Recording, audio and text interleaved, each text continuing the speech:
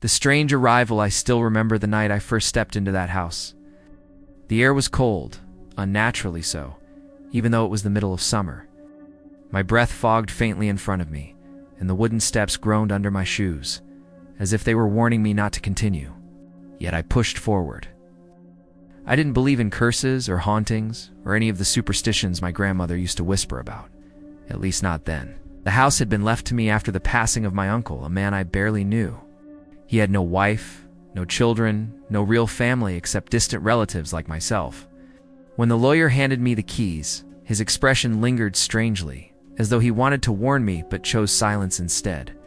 That silence weighed on me the whole ride there. When I reached the front door, the brass key was icy against my skin. My hand trembled slightly, not out of fear, I told myself, but because the night had grown colder. I pushed the key into the lock and turned it. The door creaked open with a sound that reminded me of a long, painful sigh, as though the house itself had been waiting for someone to disturb its slumber. Inside, the smell hit me first. Damp wood, mold, and something else. Something faintly metallic, like rust or dried blood. I wrinkled my nose, but forced myself to step in. The hallway stretched long and narrow, shadows dancing at the edges where the flickering light of my phone couldn't quite reach. The wallpaper peeled in strips, revealing yellowed plaster underneath. Every picture frame on the wall hung just slightly crooked, and the faces in the photos seemed blurred, as though time or something more sinister had erased their details. I set my bag down in what looked like the living room.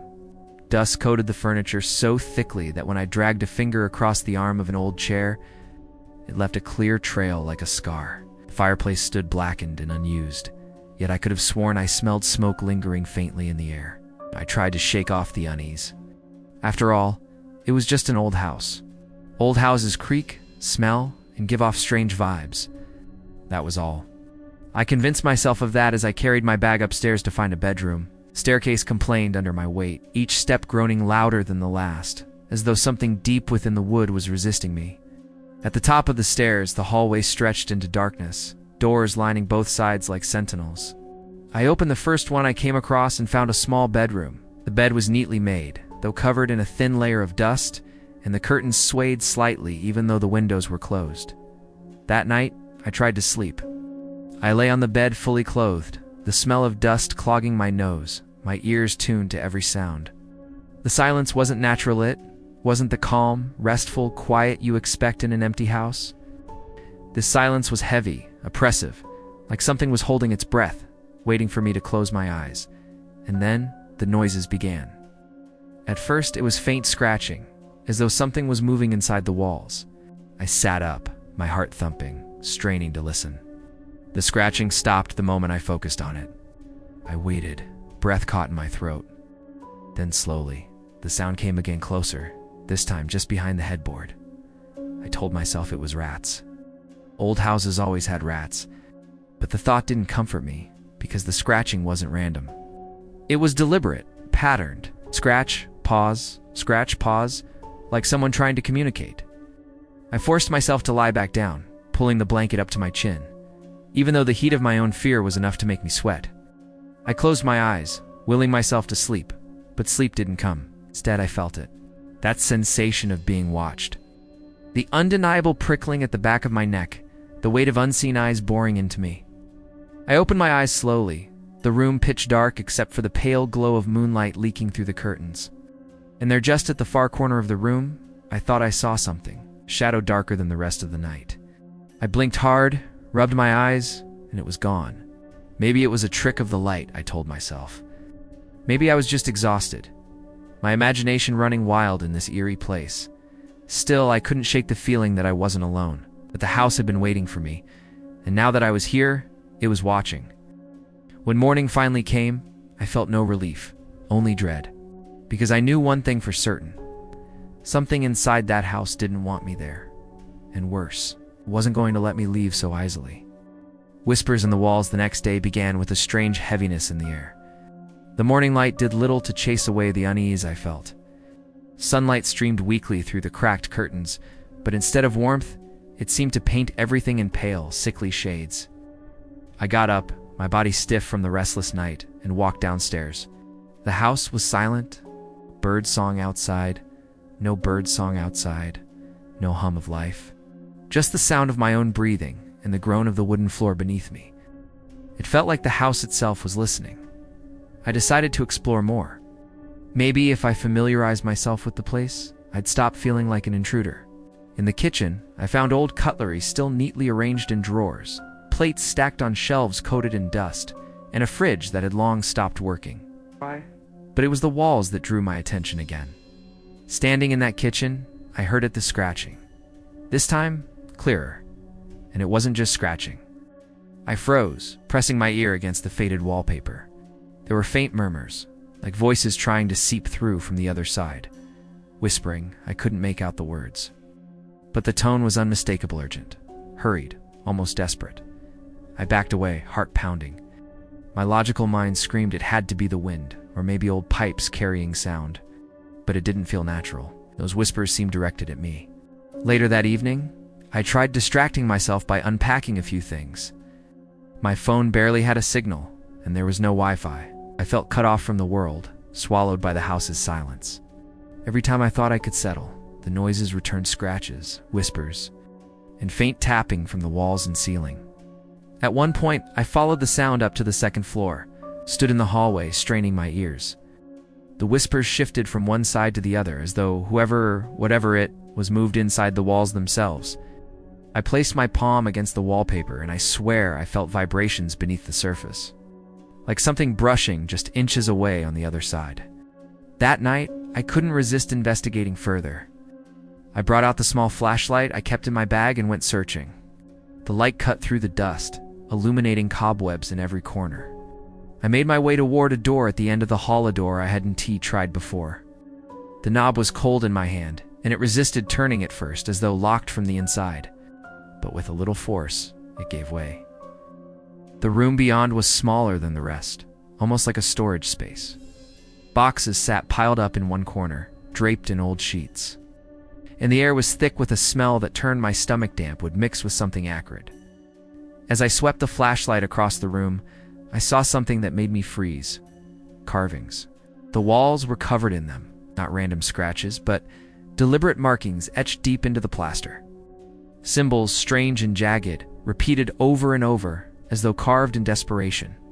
Between the symbols were words scribbled in shaky handwriting. It watches, it waits, it whispers. My breath caught in my throat. The carvings looked old, but the words still seemed fresh, almost as if the walls themselves were whispering them. I stumbled back, nearly tripping over a box.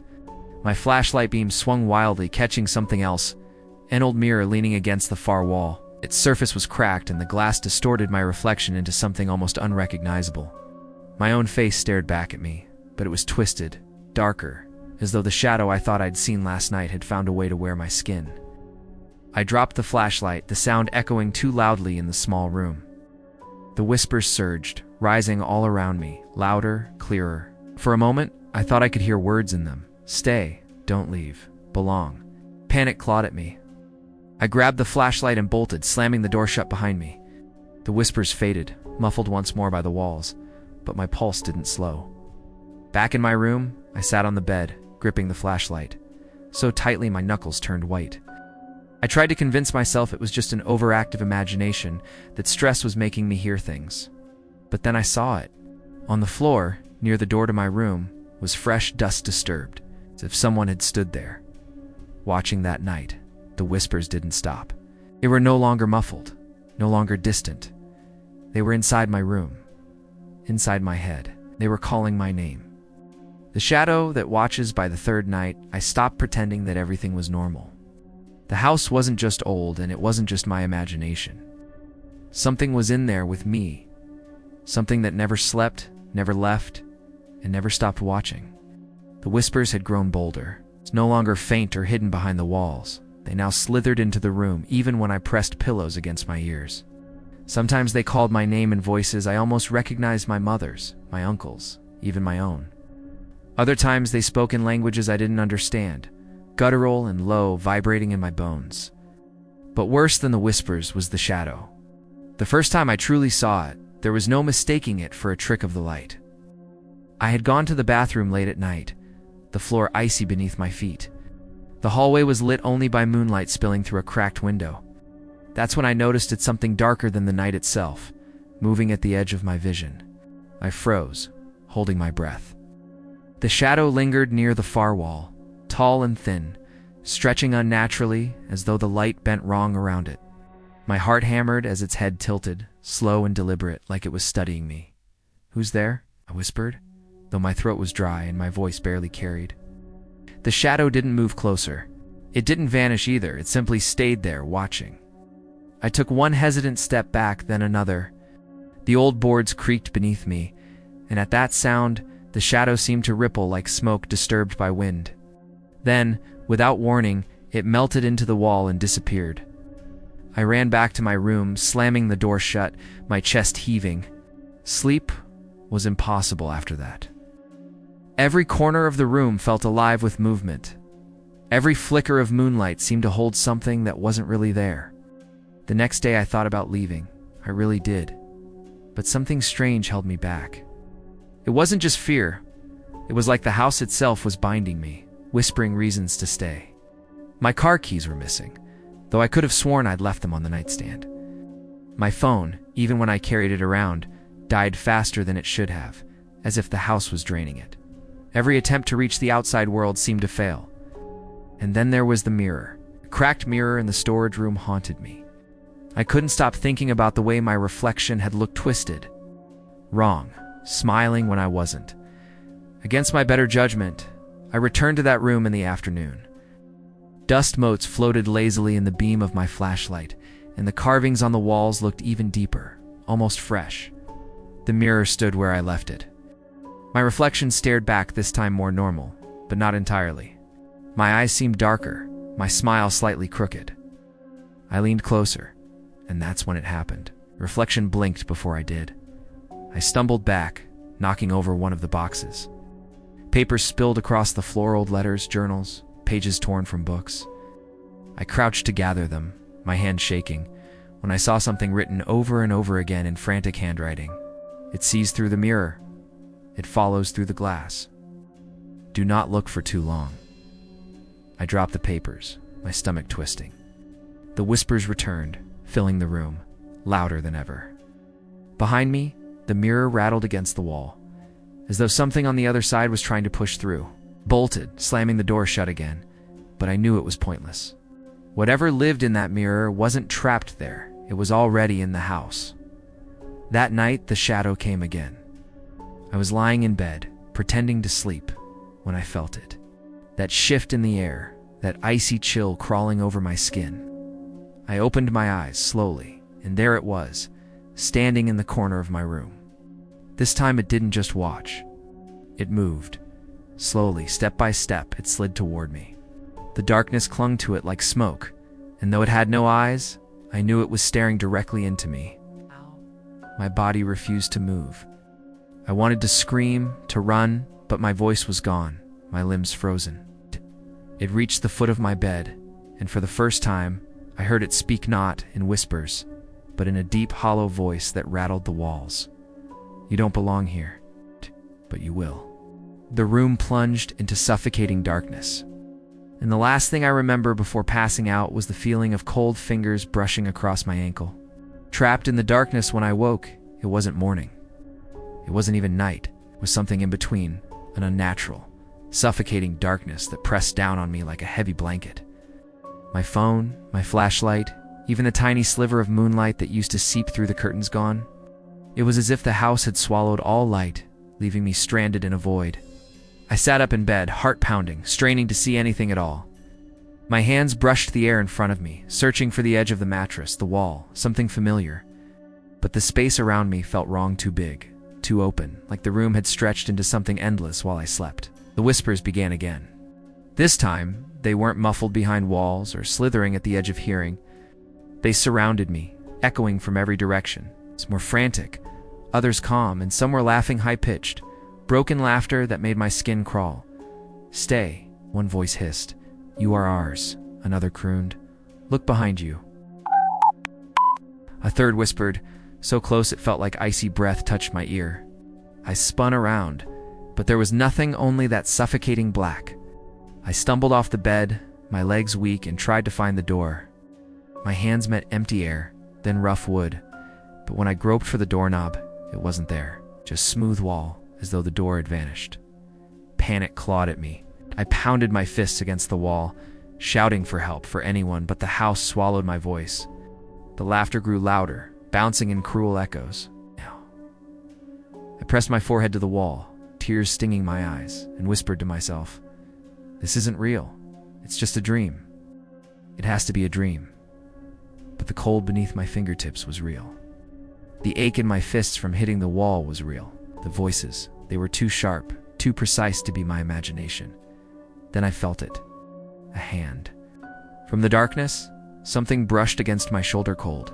Skeletal fingers that lingered just long enough to send me reeling back. I fell to the floor, scrambling away. But no matter where I moved, the sensation followed. Fingers tugging at my clothes, brushing against my hair, grazing my skin. They weren't trying to hurt me, not yet. They were testing me. My back hit something solid. For a moment, relief surged. Maybe it was furniture, something real, but then I realized it was warm. The surface pulsed faintly beneath me, like the slow rhythm of a heartbeat. I screamed, stumbling away from it, only to collide with something else, a figure. Tall, thin, featureless, except for its towering shadow shape, the same one I had seen watching me. It didn't move at first. It loomed silently, its outline wavering as though it wasn't entirely bound to this world. I couldn't see its face, if it even had one, but I felt its gaze pierce through me, hollow and endless. Then it stepped forward. The ground beneath me shook with each movement. The whispers fell silent, replaced by a low, guttural hum that filled my chest with dread. I tried to run, but no matter which direction I turned, the darkness bent around me, leading me back to the figure. My legs gave out, and I collapsed. My breath came in shallow gasps as the shadow crouched down, lowering itself until its head was level with mine. From the void of its form, two shapes began to emerge.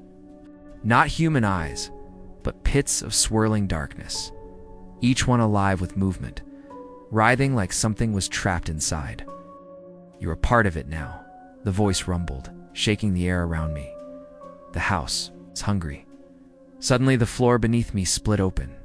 The wooden boards groaned, cracking apart, revealing nothing but blackness below an abyss that seemed to stretch forever. The shadow pushed me toward it, its cold hands pressing into my shoulders. I clawed at the floor, splinters digging into my palms, but the strength pulling me down was overwhelming. My legs dangled over the edge, the void yawning hungrily beneath me. And then, just as I was about to fall, I saw it. Faint light. It flickered weakly, like a candle flame in a storm, coming from somewhere deep in the darkness. For the first time since I entered the house, I felt something different. Not salvation, but a chance. I let go. The shadow's grip released, and I plunged into the abyss, falling toward that dim, beckoning light. The truth, I shouldn't have known the fall felt endless. The darkness wasn't empty. It was thick, heavy, almost alive, clinging to me as I dropped through it. My screams died in my throat, swallowed by the abyss. But then, just as my lungs began to burn, I landed not with the force of a crash, but as though unseen hands had placed me gently on solid ground. I lay there, trembling, before daring to look around.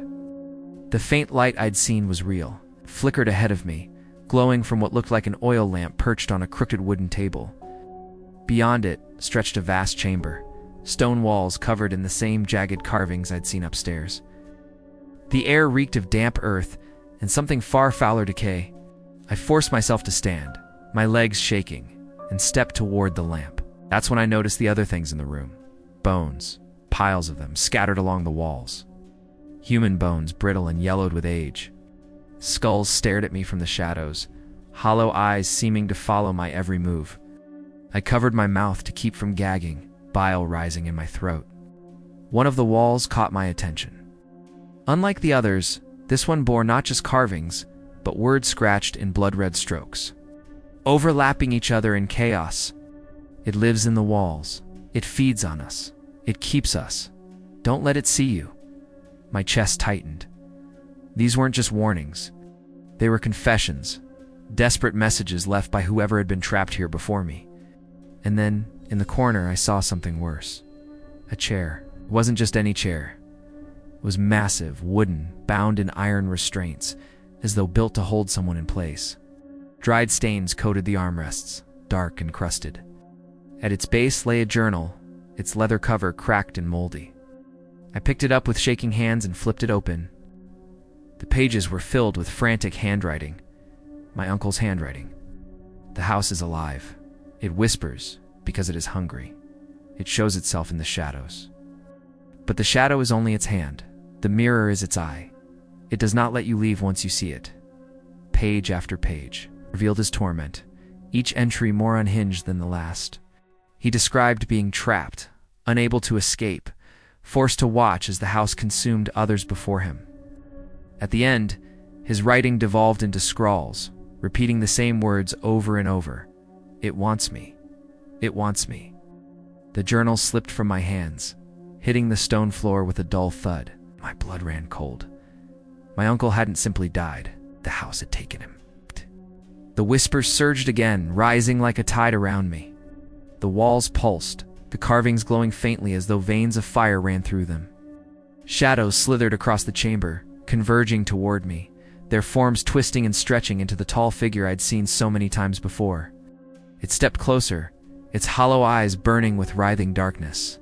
"You read the truth," it said, its voice vibrating through the ground, through my chest. "Now you belong." I staggered back, but there was nowhere to run. The abyss loomed behind me, the shadow before me. My mind raced, searching for anything, any way to fight. My gaze fell on the lamp, the only source of light. With a surge of desperation, I grabbed it and hurled it at the figure. The glass shattered, oil spilling across the floor. Flames roared to life, licking at the walls. The chamber lit up, and for the first time I saw the shadow recoil. It shrieked, the sound inhuman, shattering through my skull. The fire spread fast, climbing the carvings, devouring the walls. The bones crackled, the whispers turned to screams, and the entire chamber trembled as though the house itself was writhing in pain. I ran. I didn't think. I didn't look back. The darkness tried to hold me, clawing at my arms, but I pushed forward, up a narrow passage that revealed itself in the chaos. My lungs burned, my vision blurred, and still I ran, until finally blinding light. I stumbled out onto the front porch of the house, gasping, the cool night air slamming into me. Behind me, the windows glowed with fire, smoke billowing upward as the house groaned and cracked. I collapsed onto the grass, watching as the flames consumed it. For a moment I thought I was free. But then, through the smoke, I saw it. In the upstairs window, before the fire swallowed it whole, stood my reflection, smiling, watching. And I knew then that I hadn't escaped at all. The house wasn't gone. It never would be. It was inside me now.